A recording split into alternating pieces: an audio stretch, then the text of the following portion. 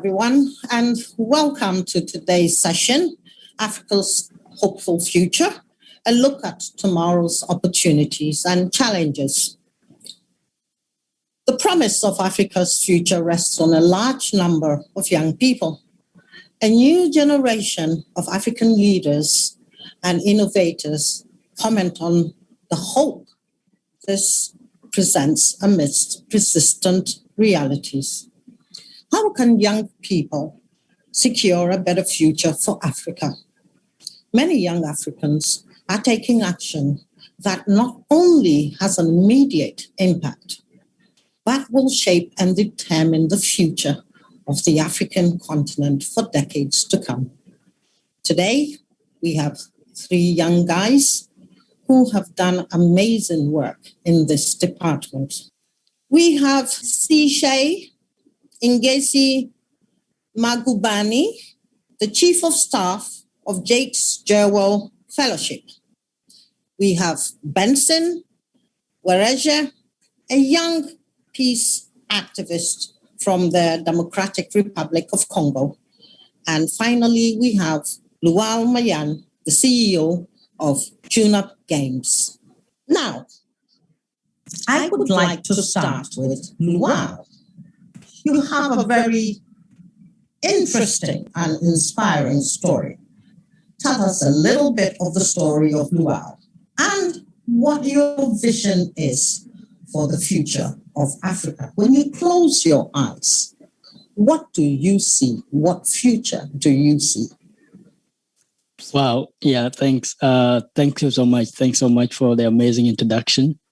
And I'm really glad that I'm part of this conversation today because it's really a conversation that we need to ask, we need to have as young people in Africa, because I think whenever we have a platform like this and just, brainstorm about, the thing that we can do in Africa, it gives me so much hope, and I think it inspired more, more young people.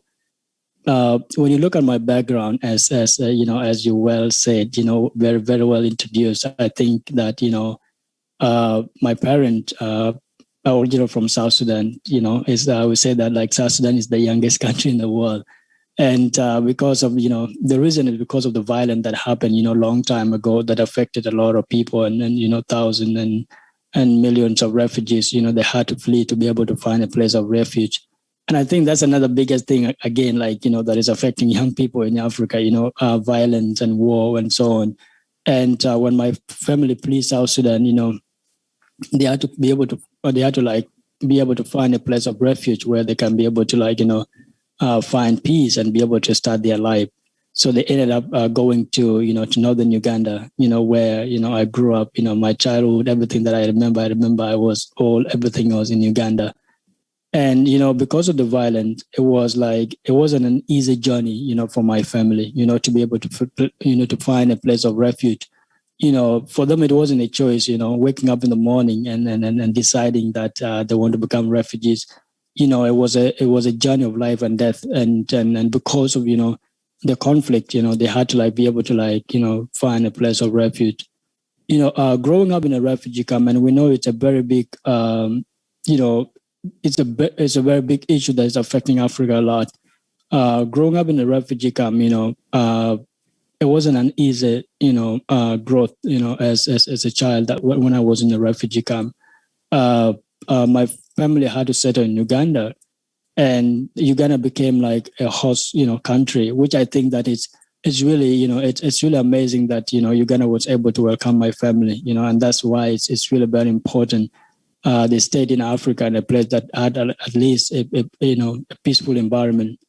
There were a lot of difficulties, growing up. And I think that, a lot of people think that, becoming a refugee or being in a refugee camp is something that is temporary, or something that where somebody's going to be there for 2 years, 3 years, and then they go back home. It become a permanent home for you. And with that, I had to realize that and think about it and think about, okay, is Uganda going to be my home? Am I going to go back to my country sometime soon? Because there was violence going on. And growing up, there wasn't resources. And I think that is also affecting Africa as well. there were no resources, there were no good school in the refugee camp, no good healthcare, everything. Like, for me, growing up there was just like, nobody deserved to be in that position. I think we deserve to be at a point whereby we have resources as humans so that we can be able to, create our livelihood and improve the standard of living. So it wasn't easy, for like even up to today, more refugees are there. But, and there's something that gives me so much hope, and that is human talent. Human talent is something that, it doesn't matter where you are, and you will always have that, talent in you, built in you. And today, I think that, I think you asked a question in a very general way, whereby I think I just have to like use my experience to be able to like, tell my story and also relate it to the topic that we are talking about today, the importance of youth in Africa and the thing that we can be able to do. And I think that, during that time, when I was back in a refugee camp, that human talent was with everybody. The kids in the refugee camp, everybody had like talent. They could do anything that they want to do. They would work so hard, but there were no resources. And that's why I say, like, most of the time, like the biggest thing is that talent is eventually, distributed, but opportunity is not. And I think that's the biggest thing that has always been facing a lot of young people, in the refugee camp and also in Africa. And because of the talent, I really want to like improve my life. I really wanted to think about, okay, is this how my life is going to be, being in a refugee camp, not having enough food, when you're sick, you don't have enough resources to be able to like, have basic needs, to be able to like improve your life. I took that upon myself and just look at where can I be able to find passion, and that passion is like, how can I be able to like do what I love when I didn't even have resources. And I think a lot of young people in Africa think about that most of the time. I remember like the first time I saw a computer was 2007 in my life, as a kid that was growing up in a refugee camp, and I was like, wow, what is that? And Benson, let's hear from you now. In 1995, your village was attacked by rebels, slaughtering rival tribes. You have gone through unimaginable trials. Tell us a little bit about this as briefly as you can and how it has shaped you and the vision that you have for Africa moving forward.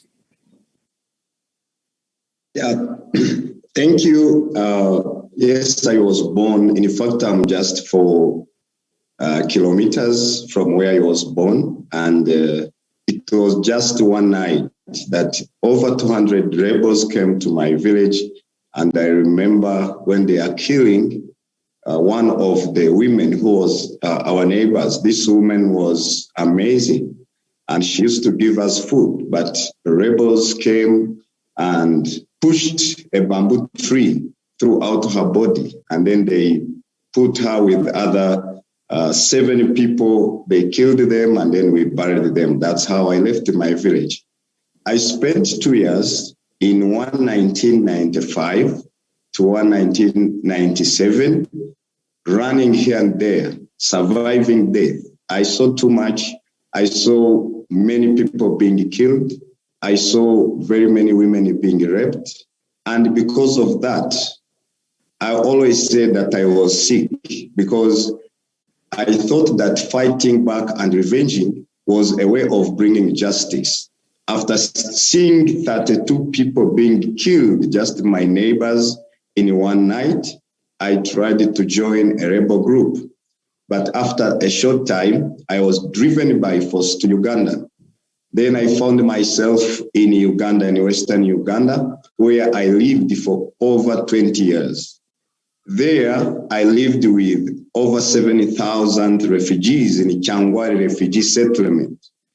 And like Lual Mayen has said, of course, the situation in the refugee camp where we hoped to have a better future, it was a mess and it was tough. It was almost impossible to go to school. Many youth started taking drugs. Many youth lost hope, and many youth started dying. Of course, also diseases like malaria took many of the young people I went with in the refugee camp. But now from there, though we went through all these problems, we had to solve the problems ourselves. And that is the hope I still see for Africa. We came together. We did not know even about donations. We did not know even about support by then, but we only knew our problems. And we knew that using our hands and farming for people, raising money and taking 1, 2, 3, 10 young people to school, it would change the situation. So from the biography you read, which took place some years ago, today I am talking about 2,000 refugees who are now going to school, 2,000 children only, 1,000 young people who are in secondary school, and from 65 young Africans from Sudan, from Uganda, from DRC, from Rwanda, who are going to school. And of course, the young generation, we are saying it is enough. We were not there when those conflicts were started, but we want to create inclusion processes where young Africans can work together to change the history of this continent. So I have seen the young graduates from our organization, even here where young, some of them who are called the Volcano have started a hub where young people come to study computers. Others are investing in real estate. And they don't invest because they have too much money, but because they have the great hope for Africa. So just to be brief, what I'm seeing, the history is changing. I have been here for 1 month with young people who have finished secondary school. But these young people, they have visions of creating industries, agribusiness industries. Others are here just to be great leaders who are going to say no to tribalism, leaders who are going to say no to corruption, leaders who are going to work for a sustainable and competitive Africa. So to me personally, I see that the 1 million youth movement I'm working on in a few years to come, these will be the entrepreneurs who are going to create jobs, not only for Congo, but also for other African countries. And working with young people, like the ones who are on this platform, but also others, we have the great hope because we have the resources also. And we know there are also those people who are ready to support what we are doing. Very insightful words from you. Sishe, you have identified yourself as a humanist. What does this mean? Tell me a little bit about that as briefly as you can. Thank you, Yvonne. Basically, my identity or my description of myself as a humanist is that what I will pursue and what I pursue and will continue to pursue is what has been proven to be in the best interest of humanity. So how do we actually make sure that the kind of experiences that Lowell and Benson, thank you for sharing, have had and that I've had in my own context as a South African, those that are unjust do not happen, those that are continue to happen. So we need to get to a position where we are able to get each and every human being to self-actualize, and issues like race and sexuality and gender, etc., should never form part of that picture.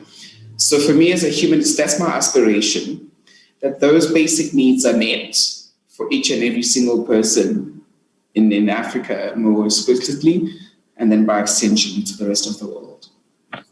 I want to throw a second question back to you. Now, what strengths or opportunities can be identified in a youth-led continent? What is your take on this?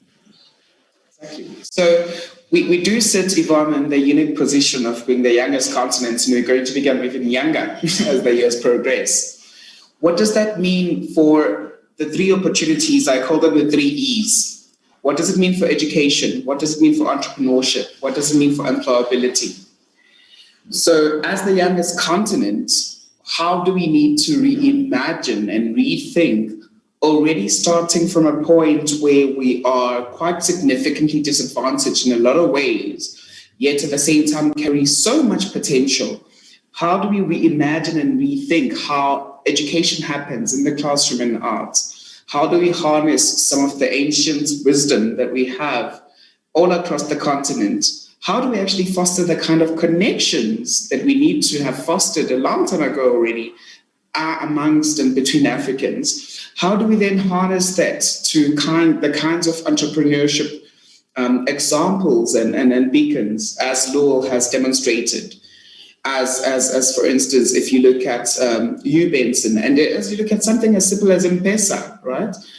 No one ever thought of USSD technology as being such a transformative thing, but it is because of the context, because of the needs. So how do we actually start reimagining some of that and harnessing exactly that for what it is, instead of rushing for what we may think is kind of like the latest trend or the latest thing to become involved with? What does have transformative impacts for us? So I'd say that's the response I'd have to that. Thank you very much, Sishe. Back to you, Luau. I have one more question for you. Within the tech space and advancing technology adoption for youth, what have you seen as the biggest difference between African tech adoption and that of the United States? Wow, that's a very good question. I think that we are all different but relatable in terms of technology is always there, and the technology is more like when you look at the consumers market. I think there are more people that consume technology in Africa. It's something that is actually mostly starting, and when it's starting, there is so much awareness that need to be done, to technology, because it's coming in a time where people have to first of all, have education for them to be able to use the technology that is coming up. And I think that for us to be at that level, we need more education, we need more resources, we need more, we need more universities to dive into the new technology that is coming. We look at, AI, VR coming up. And I think that, with that technology, it's going to be so hard for more people in Africa to to adapt to it, or to start using it, or start to start using that technology. I would say especially also in the video game industry, it's one of the biggest industry in the world, bigger than music and the film industry combined together. And you look at the revenue that is coming every year, around the world from video game, it's actually improving the economy. And I think that's one thing that I'm so hopeful again. I see when we are a continent that, led by young people, look at how, how much, young people can be able to play video game, and how, and how it can be able to contribute to the economy of the continent. And I think that that's so much, but the biggest issue is, the only difference is that we need more, the resources or the technology that we need. It needed to be there. And when we have that, then from there, there are more creators. Now it's coming up. You go to Kenya, you go to South Africa, there are more people, start using the technology that is coming up, and then being able to use technology to solve problems that are actually issues that are actually arising in Africa. And I think that is the good time that we are in right now. So there's more people that have that interest in technology, but the resources are so low. And I think that's the difference. Yeah. Thank you so much. Now, for a final question to Benson, before I ask each of you to give me your parting thoughts, how can we contribute to an effort to transform governance systems so that young people have more access, feel included, and can be represented? What do you think? Yeah, we are discussing about the young people being the majority on the African continent. Yes. One of the most important thing is that we should understand where we are coming as Africans, the history of governance and leadership on the continent, and then also analyze where we are. And then as young people, we can understand on where we are going and what we have to do. Because Africa has had a story and a past of slavery and colonialism, But that is not something we have to stick on. But one of the most important things I believe that we need to do, most of African young people are in schools. I think, like Sishe said, we need to support the youth in schools, in education. And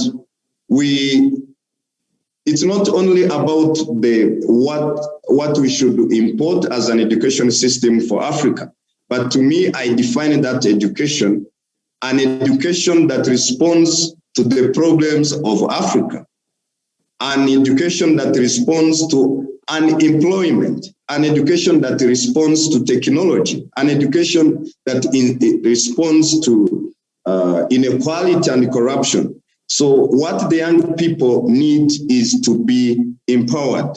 So what the young people need is to prepare them, to empower them, and to support them to realize their potential in terms of training them, in terms of giving them resources that they need to shape the continent, to bring industries.